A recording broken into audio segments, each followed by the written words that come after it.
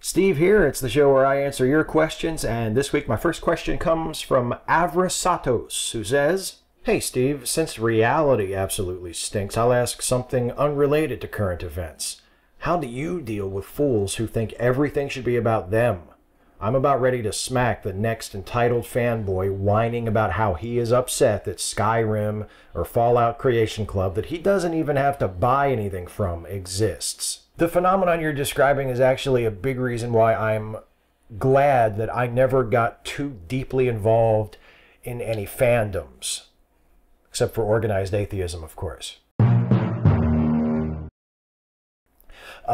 Because there always seems to be some faction of fandom, whatever we're talking about, whether it's Star Trek or Star Wars, or the big one now that everybody's talking about online is Rick and Morty, South Park. There are always subsets of fans who feel even more entitled than the other fans to claim ownership of the thing and to think that their version of it or their preferred interpretation of it or the parts of it that they like more so than the other parts of it, like that's the legitimate way to do it. They're the real fans, and anyone who goes against them or sees it another way or doesn't like them or the way they conduct themselves, they're doing it wrong, right? Because there's a one right way to be a fan of something, and it's their way. It seems like every group has those people, so I'm quite happy to not associate myself too deeply with fandoms of any kind. And I wonder about the priorities of people who are capable of getting so fucking pissed off about stuff like that. I wonder what their lives must be like. In a way, they must be pretty good. They must not have any really serious problems if they're willing to get that angry for an extended period of time about something that is ultimately kind of frivolous. And Gerward Shiraze, so in terms of the first few episodes, how do you think Star Trek Discovery stacks up against all the other Star Trek iterations? I put it around the level of TNG personally, but I know there's a lot who disagree. Thoughts? Hey, speaking of which, the frivolous pursuit of Star Trek rears its head again. I have liked Discovery so far. I would even go so far as to say I have liked it a lot. I haven't loved it. I haven't been completely blown away by it. I haven't thought, oh, this is amazing. This is incredible. This is life-changing. You know, I've just thought, oh, this is pretty good. I've enjoyed it. You know, it's a lot different from a standard sort of typical Star Trek show that we've been used to up to this point, because it is very serialized.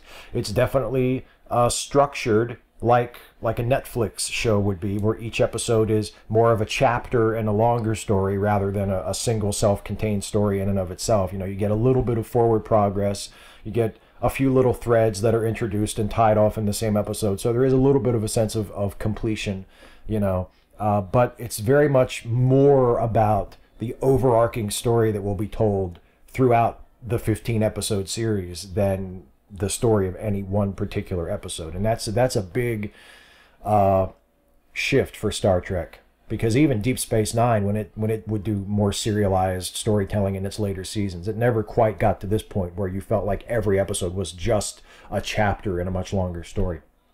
But I've liked it so far. I really have. In terms of comparing it to other shows, it's tough because it does feel so different. I would probably compare it maybe to the first season of Deep Space Nine so far in terms of quality and in terms of my feelings towards it and my connection towards it. We'll just have to see where it goes. Right now, I like it. You know, I am neither completely like blown away by it, nor am I disappointed. I think it's been good, and I'm in it for the long haul. So there we go. That's where I stand, 4 episodes in. Troubleshooter 125. I like the cut of your jib, my boy, said the company rep, and I'd like you to write for us. It'd be one hell of an opportunity if it ever happened. Presuming it does one day, I have to ask, would you prefer that person were a film producer, TV producer, or book publisher? If you got your choice, what would you like to write for them? I would probably prefer that it be TV, you know, or TV, something like TV, like a streaming show or something. I think whatever meager talents as a writer I may have are best suited for an ongoing format, or at least a more than just a one shot. I was actually, it's interesting. I was talking to my wife about this the other day. When I look at the writing I've done for this channel, for the Steve and Stuffy videos, I think my style of storytelling and my sense of humor and the kind of humor that I'm able to do reasonably well is stuff that relies a lot on personality and character and establishing who people are. So if you can have more than one episode to establish a personality and establish who a character is, I think I'm much better at that, and I think my stuff comes through and lands and plays the way I want it to play a lot better if I have a little bit of time to develop things. So I would go for the TV show. And what would I like to write? I mean, I don't know. There are certain genres that are obviously favorites of mine. Like I love superheroes. I love space adventure. There's a lot of that going around now, so I don't know if I would want to do something like in either one of those genres just because there's so much. I love detective stories. I love police shows, you know, maybe something like that, like a procedural. Or I don't know. It's really tough. I don't have like a project loaded right now that I could think, oh boy, if somebody invited me to write for a TV show, that's totally what I would want to do. Like I don't have anything loaded right now. And I know that the kinds of stories that traditionally I would jump at the chance to tell are the kinds of stories that a lot of other people are telling right now that I probably would be best served to do something else, you know, but what that something else is, I really don't know right now. But yeah, I think if the genie came out of the bottle and said, do you want to write for movies or TV shows or books, I would say TV shows. Like that's where I would be most useful. Bruce Bardup, Steve, I'm still turning over in my mind, is it okay for a cis, white, etc. male person to claim to be a feminist? Currently, I think it is impossible for anyone privileged to self-liberate. Empathy can't just grow accurately and precisely without a living, breathing example to talk to about how it feels. Certainly, I can't grow it. By extension, I don't believe in men's groups. Unfortunately, this means that men are dependent on women for liberation when they get around to it, no priority. Persons of color also needed for racial liberation of white, and so forth. Ideas? Responses? Thoughts? I agree with all of that, actually. I think that's a really good way to look at it. And of course, just for clarity, when we're talking about liberation in this context, we're talking about white people, men, whatever privileged category we're addressing, being liberated from our attitudes, from our prejudices, from our areas of ignorance. Whereas, you know, a black person seeking liberation is seeking liberation from oppression and disadvantage. So it's liberation from different things. But yeah, I don't think that a man, for instance, can liberate himself from sexism or misogyny or these sort of patriarchal attitudes that society sort of inculcates in most of us without the help of a woman or without an example of a woman to follow or a woman to listen to or to educate him or to tell him about where he has fallen short. And not, hopefully not just one woman, hopefully many, many women from many different backgrounds. So you have a diversity of opinion and a diversity of experiences to listen to and to watch and to draw from when you're building that empathy. I think you're absolutely right. You can't do it by yourself. It's work.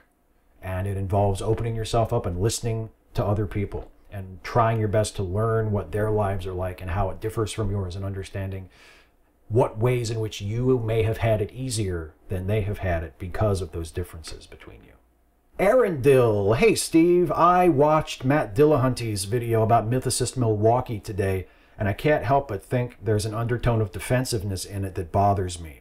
I like most of his work and greatly enjoy watching the atheist experience, but seeing him take the both sides approach is really frustrating to me, as it feels like he's out of touch with internet culture and thus doesn't really understand the extent of how harmful the deplorables of the alt-right are. Hell, he doesn't consider Shoeonhead nor Armored Skeptic alt-right. I also had to think about your recent Stephen Stuffy video about fascism and Antifa when his comments about Antifa and how being violent is bad were made. While he doesn't seem to completely equate it with the violence from the alt-right, he seems to think that calmly talking things out and letting the alt-right expose itself will solve everything, which I can't help but think is very naive and enables the alt-right to do serious harm. Tolerating intolerance is bound to lead to more intolerance after all. What do you think about all this? Could this obliviousness be remedied, or do you think it's a lost cause? At this point, with Matt and with a lot of other people of his similar bent in the community, I think it's a lost cause unless he experiences something like that firsthand. And I don't mean witnessing it, because he witnessed it at MythCon when he walked out of the Thomas Smith, Carl Benjamin conversation. He witnessed it, but he was still witnessing it from the outside. He was not experiencing it from the inside. And I think you're right. I think he does come across as incredibly naive. He does come across as not knowing very much about the situation, and frankly not caring very much about it, and not seeing it as worth his time, not seeing it as deserving of his attention. And it did come across as defensive on his part, and he's come across that way before. There have been other times I've seen on social media where people have wondered if maybe he could have come out a little stronger on a particular issue, and he defaults to getting very defensive and saying, well, I did what I did, and why isn't that enough? And he has that part of his personality that is not helpful, and that is very disappointing as someone who like you has enjoyed a lot of his work in the past. As far as the Antifa thing goes, as I mentioned, or as Stuffy mentioned in that Stuffy video, if you're equating a group like Antifa that is responsive and that does not kill people to white supremacist groups that are proactive, that are going out of their way to plan rallies, to cause disturbances, and have killed people, I don't see how you can equivocate those. I don't see how you can say, well, yeah, everybody hates Nazis, but those Antifa, those protesters are just as bad. No, they're not. You know, and if you want to apply it specifically to MythCon, well, yeah, sure, Carl Benjamin is terrible, but you know, the people who were trying to get him disinvited, they're terrible too. They're terrible too. No, fuck you. No, they're not. They were trying to do something to stop a bad thing from happening. Matt Dillahunty is apparently okay with knowing the bad thing was going to happen, going and watching the bad thing happen, and then coming out after the bad thing is over and saying, yeah, that was pretty bad. I figured it was going to be bad. Yeah, it was really bad. Shame on those people trying to stop the bad thing. Good thing I didn't try to do that. He wants to be congratulated for doing nothing leading up to it, and then coming out at the end and saying, oh yeah, sure, that was terrible. Boo, oh, that was awful. Yeah, no, I was not impressed by his video. Becca Hawkins. Hi, Steve. I know Christians who voted for Trump who claim they don't like him, but rather voted for him as the lesser of two evils. I'm not sure how anyone could possibly consider Trump to be better in any way than Hillary. This still means that none of the things about Trump were a deal breaker for them, which is unnerving given that A, Nazi and KKK support of Trump didn't concern them enough to keep them from voting for him, and B, Trump's overall character and countless rapey and racist things he has said and been accused of didn't keep them from voting for him either. I'm perplexed as to how they can justify their vote to themselves. Do you know how we can talk to these people to hopefully persuade them not to vote for Trump again in 2020, or do you think their minds aren't likely to change and that we should focus on undecided voters for 2020 if we have to wait that long? For people who voted for Trump and are still defending it, or at least are not disowning it, I'm not sure what can be said to them at this point. It's a little bit like what I was talking about in the previous question. I mean, not everybody can be argued out of an irrational position, especially if you didn't arrive at that position through a rational course. You can't use rational arguments to talk someone out of an irrational position. And voting for Trump and continuing to support Trump at this point is an irrational position. And if someone is still willing to say, yeah, I voted for him, it was lesser of two evils, but I would, even knowing what I know now, I would go back and do it again. Okay, I don't know what we have to talk about then. Like, I don't know how I don't know what I can say to you that Donald Trump hasn't said already through his words and actions that would convince you that voting for him was a terrible mistake and that you should not repeat that mistake during the next presidential election. I don't know what to say to you. if the Trump administration itself has not convinced you that you made a big mistake, what can I possibly say? What can anyone possibly say? So yeah, I would try to focus on regretful Trump voters, people who did vote for him but are now sorry that they did. And I would try to focus on people who voted third party last time as a protest vote. I would focus on people who would have been able to vote last time but didn't. And yeah, undecided voters, swing voters, I would focus on all of those different groups. I would not waste too much time trying to talk still proud, dedicated Trump voters and Trump supporters out of their vote. Because if Trump himself has not talked them out of it yet, I don't know what we could possibly say. Captain Andy, hey Steve, what is your opinion of mythicism? Personally, I think it's a load of anti-academic horseshit, and I think it's no coincidence that an event themed around mythicism was also sympathetic to the alt-right, given as the alt-right thrives on anti-academic horseshit. Thoughts? I look at it in the same way I look at other fields that I engage with, but that I don't have a great deal of personal expertise in. Like, for instance, something like climate change, right? I'm not a climatologist. I don't even really have that good of a layman's understanding of the underlying principles, but I know that the overwhelming majority of people with the relevant knowledge have come to one particular conclusion. And with mythicism, it's the same thing. The overwhelming majority of biblical scholars and historians believes that there probably was some form of a historical Jesus, that the stories about Jesus are based on some kind of real figure. Now, what we can say we know about him is very open for debate. How much reliable information about that historical Jesus we can get from the New Testament is very much up to debate. But most people believe that there was a historical Jesus in some sense. So if that is the overwhelming consensus of experts in the relevant field, I, as a layperson, don't feel entitled or justified in siding with the minority and saying, well, actually, I think that mythicist case sounds pretty compelling. Joe McClory, I do not think I have ever been more proud of my choice to support your work than after watching your video about MythCon. I am glad to hear that your numbers improved after that video, and wonder if you think that if the movement did more to weed out and distance themselves from the shitlords and their fans, if organized atheism would grow in strength from the addition of people turned off by it by the ugliest voices. Or do you worry that the assholes make up enough numbers that those that might join if they left would not make up for the losses? There is no question in my mind that ejecting the shitlords from the atheist community would be by far the better thing to do. I do not think there are so many of them that running them out of the movement would be detrimental at all. I think we would gain the numbers back through people who would be willing to come back in, or to come in for the first time, who weren't willing to associate with the atheist community because of people like them, and because of the stink on the community from people like them, and from the tolerance for people like them. That's another part of it. Those of us who don't necessarily participate in the shitty behavior, but sort of stand off to the side and watch and don't really do anything about it. That has created a somewhat deserved bad reputation for the atheist community from people on the outside looking in.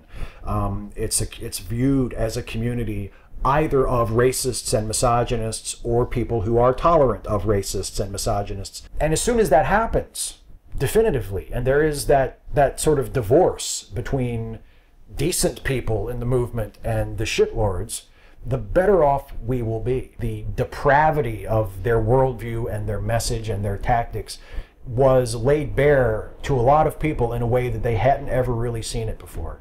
And hopefully that will accelerate the process of kicking these people the fuck out of our spaces and out of our movement, and building a much better, more inclusive, more progressive, more diverse atheist movement without them. That's what I hope. But we'll see. We'll find out. We have to wait and see what will happen. Just like you have to wait and see what will happen in the next 10 minutes or so. Because, oh, that was terrible.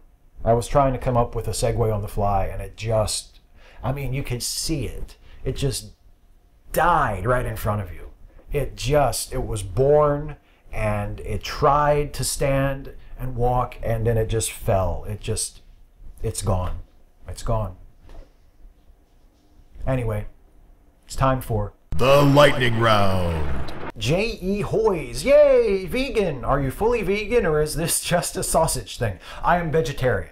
I am not fully vegan. I'm vegetarian. But the vegan section in my local supermarket has some good stuff, and that's where I get my hot dogs lately. So that's what that was all about. William Randolph Hearst. Wow. Hey, Steve, I've never seen Blade Runner. Which of these 600,000 cuts is the best and the one I should watch before seeing 2049? Well, I've only seen two. I've only seen the original U.S. theatrical cut and the so-called final cut from like 2006 or 2007. I prefer the final cut of those two, but opinions vary widely. But if you want my advice, the one I like the best and the one I would recommend is the final cut.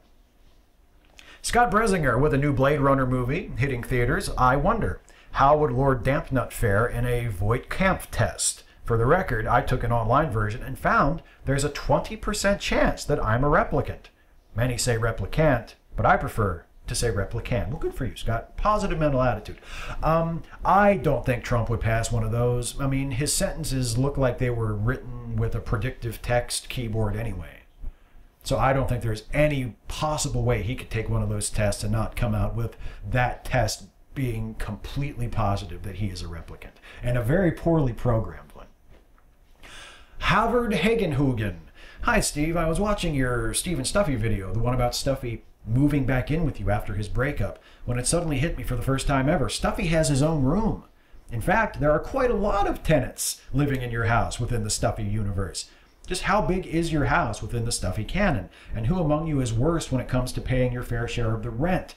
Well, the apartment, the house is a lot bigger in the Stuffyverse than it is in reality. That's something I introduced recently because I love the idea in fiction of impossible spaces. I love telling the audience something that is true that cannot possibly be true based on what you're showing them, if you do it in the right way and you do it in a way that's sort of fun and intentionally whimsical and kind of paradoxical. So that's what I'm doing with all of the animals having their own rooms, even though clearly if you ever came to my apartment, it's obvious there's not room enough for all of those animals to be living here and have their own rooms. But it's just a fun thing that I thought I would introduce to make it a little sillier.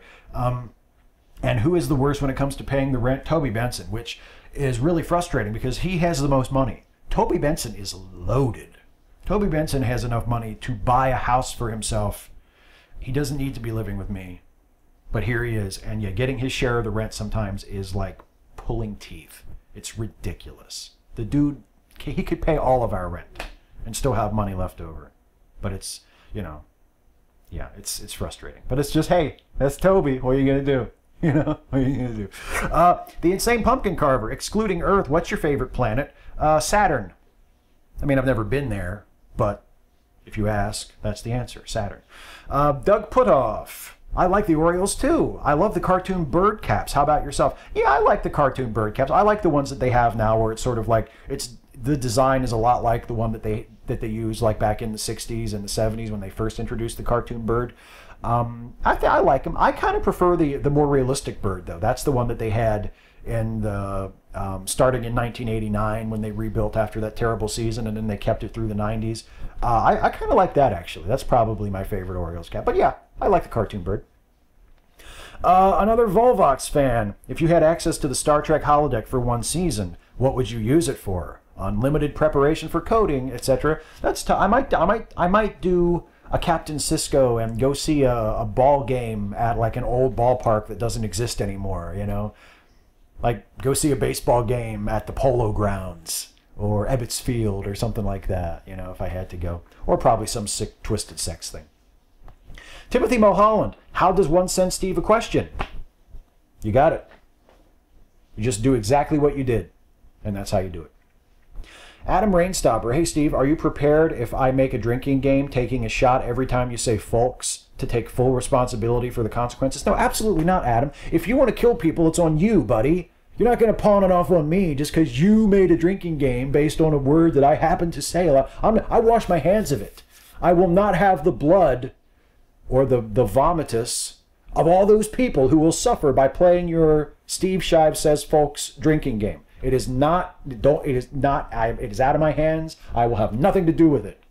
And don't anyone do that. You will die. I say that word a lot. Adam is trying to kill you. You will die. Don't do that. Harry Ray, lightning round question. Have you considered getting Varjak to do your segues? He was knocking him out of the park on Pierre the Chef. Yeah, you know what, Varjak has a month to come up with stuff, okay? Because he does one show with me a month. I got to do this every week. So that's number one. And number two, I mean, he has a wife and kids and a real job. He doesn't have time to be writing segues for me. He's got shit to do, you know? So no, the answer is no. I will not have Varjak write my seg. I'm a grown up. I'm as my father used to say and still says, I'm 3 times 7. I'm an adult. I'm an educated man. I can write my own segues. In theory, not in practice so far, but I don't need help. I do, but I don't. I shouldn't. So no, I will not have Varjak. I will not have Varjak write my segues, but thank you for the suggestion. That's it. That was the last question. It's time now for the shout out. The shout out this week goes once again to an organization that is trying to help the suffering people of Puerto Rico in the aftermath of Hurricane Maria, who still need a big hand up because the President of the United States has chosen not to lift them up, but to put his foot on their heads in the wake of this terrible tragedy. So this is a joint venture between American Atheists and Ateistas de Puerto Rico, or Atheists of Puerto Rico. Those two organizations have collaborated to create a fund to help Puerto Rico. So if you are an atheist, if you are a secular person and you want to give to secular disaster relief efforts, human relief, humanist recovery efforts, you can support this help fund for Puerto Rico by Ateistas de Puerto Rico and American Atheists, and the website is in the description box of this video. It's ateistaspr.org/help-Puerto Rico, and please go share it around, share it with your friends and family on social media, and if you can possibly afford to give a few dollars to help rebuild Puerto Rico through this wonderful atheist secular relief effort, please, please, please do whatever you can to help. Let's show some humanism and some humanity to these people who need our help, and show that the contemptible President of the United States does not speak for or serve as a role model for us. Well, that's it for the shout out. That's it for all the questions. I guess all I have left to do now is tell you about this podcast that I do. I co-host a podcast, as I've mentioned a time or two before, as a part of the Lemme Listen family of podcasts. And the podcast that I co-host along with the great Jason Harding is a little something called the Late Seating Podcast. This is a podcast that is a belated movie review podcast where we look at movies that have reputations of either being classic or being terrible, and we give it a fresh review, and we decide whether a movie deserves whatever reputation it has, whether it's good or bad. And since we're in the month of October and we're gearing up for Halloween, both of our episodes this month will be about Halloween-themed movies, and our first Halloween-themed episode drops today, the very day that this episode goes up. And it is a review of a little-known slasher movie that a few people might have seen and heard of, called Friday the 13th. And yes, the episode drops on Friday the 13th. How about that? That's the only reason we did it. That's why we chose this movie. So listen to our review of Friday the 13th, the original Friday the 13th, and you can listen to all of our past episodes of Late Seating and all of the episodes of all of the excellent Lemme Listen podcasts by going to lemmelistenpodcast.com. That's it for me, everybody. I'm out of here for another week. I want to remind you, as always, to please leave a comment on this video asking me your question for next time. You can ask me anything about anything. Nothing is too serious. Nothing is too silly. I will answer as many of your questions as I possibly can in the next You Had to Ask video. But for that to happen, you have to ask. So please do leave a comment on this video asking me your question for the next video. That's the way it works. Thanks so much for watching, everybody. I'll see you next time. Take care. Hey folks, hope you enjoyed this one. If you did, please like, share, and subscribe. And also please consider helping me to make more videos like this one by supporting this channel through Patreon. You can go to patreon.com/Steve Shives to become a patron of this channel. See you next time.